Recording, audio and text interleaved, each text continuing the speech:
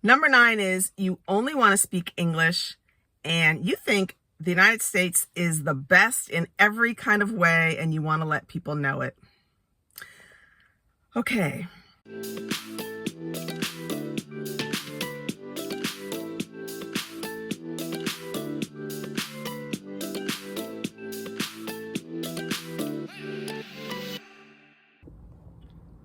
Hello, if you are new here, my name is Laura. Welcome to my channel, Laura Undecided, where I am trying to figure out my life.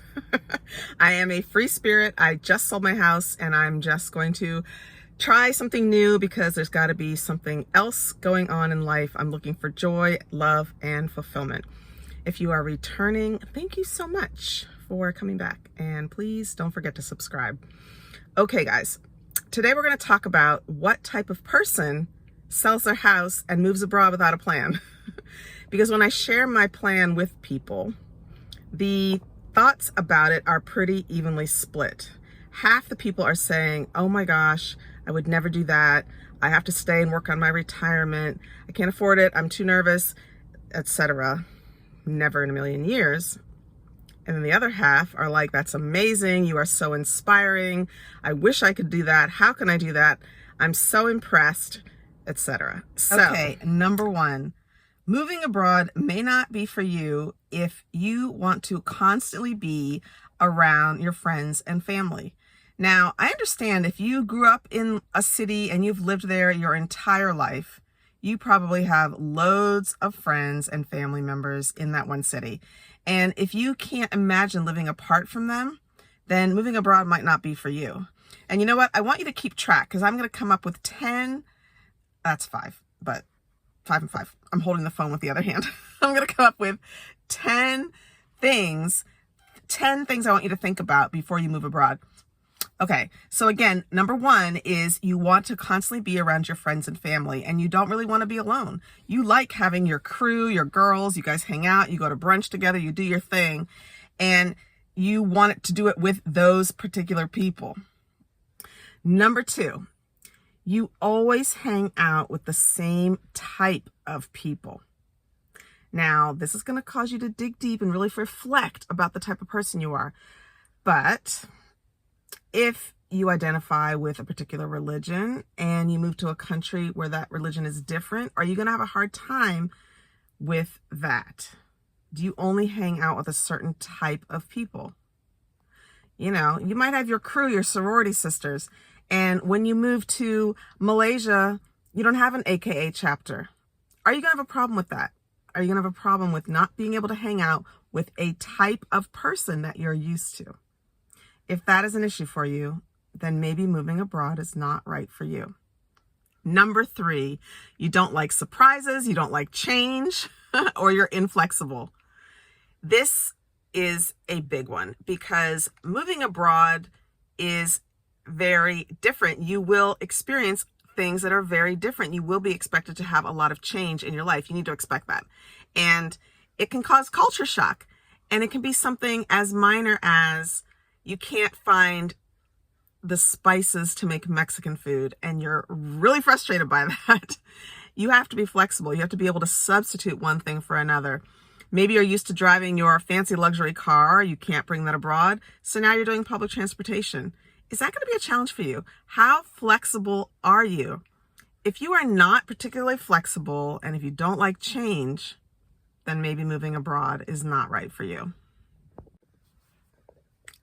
Number 4, you're very attached to certain foods. Now, let me tell you, when you move to a new country, you're going to experience all kinds of wonderful new foods that you didn't even know existed, different dishes and different flavors and different spices. But if you're not terribly adventurous and you're very attached to certain things in, let's say, the United States, that might be a challenge. For example, if you have to have Chipotle every Friday night and you move to, I don't know, where they don't have Chipotle, Mongolia, perhaps, and they don't have it anymore, is that going to be a problem for you? Or on a more serious note, do you have certain food allergies or intolerances that may be challenging for you to keep track of when you move abroad? Food is a big one. If you have rigid food issues because of like I said, allergies, or just because you're attached to certain things and you just can't imagine living without them, then maybe moving abroad is not right for you. Number 5, you are set in your routines, and those routines are going to be hard for you to get out of or switch up when you move. So you love going to the gym every morning at 6 o'clock. You love meeting up with your Pilates instructor and having your one-on-one training, and maybe they don't have Pilates in your new country. Is that going to be a challenge for you? Or if every Friday night you meet up with your line sisters for drinks and you can no longer do that, is that going to be a problem for you? Or you're very involved in your church and you're on all kinds of committees and that's a big part of your identity. When you move and you can no longer do that, is that going to be a problem for you? Are you set in these routines? Or do you go to Martha's Vineyard every summer? Is that something that you've been doing since you were a child, and now that you live halfway across the world in Bali, you just can't imagine trying to make that trip for 1 week to meet up with your family? But are you so set in these routines that changing them are going to be too difficult for you? Well, then maybe moving abroad is not right for you. Number 6, you love, love, love your stuff. You love your car. You love your home. You love your collection of I don't know what. And you cannot imagine parting with those things. Let me tell you, people love their cars. You may have a beautiful luxury car that you take care of. You get it washed and waxed every week, and you just love driving around in that car. Is giving that up to take public transportation in your new country going to be a problem for you? Think about it. How attached are you to things? Because it's ideal if you can get rid of a lot of things before you move. You know, you need to sell things, donate things, and really lighten your load when you move abroad, because it's expensive to bring things with you. Certain things that you can't get there, sure, bring those with you. Certain things that are important to you, sure, bring those with you. But can you downsize dramatically to move abroad? Because that's the better way to do it. If you can't do that, then maybe moving abroad is not for you. Number 8, you're bad at technology and you don't really want to learn. Because let me tell you, this is kind of a necessity when you move abroad. You're going to want to know how to use the Maps app. You're going to want to know how to use WhatsApp or Google Hangouts. Is that what it is for the phone calls? You're going to want to know how to use XE for currency conversion. You're going to want to know how to get on Facebook groups so that you can meet people when you move abroad. You're going to need to know how to probably do online work. If you're not a tech person, or if you're very low tech normally in the States, that might be a challenge when you move abroad, because if you need to work or if you want to keep in touch with friends or family, you need to kind of get a handle on these apps. And they're not impossible to learn, not by any stretch. But if you're not interested in learning, or you really don't think you can, then maybe moving abroad is not right for you. Number 9, you are obsessed with the NFL. Yeah, I said it. There are some people, and you know at least one, who is obsessed with the National Football League, because outside of the US, people aren't watching the Cowboys and, I was going to say the Redskins. I don't even know their new name, but people aren't obsessed with American football abroad. That's just an American thing. And if you are obsessed with American football, then maybe moving abroad is not right for you. Because if you are determined to watch the games, they may be on at 3 a.m. if you have to watch it live. And if you're not willing to maybe give up American football and trade it for what the rest of the world calls football, soccer, if you're not willing to kind of change your interest in sports and you are a diehard NFL football fan, then maybe moving abroad is not right for you. Oops, my numbers are off. This is number 9.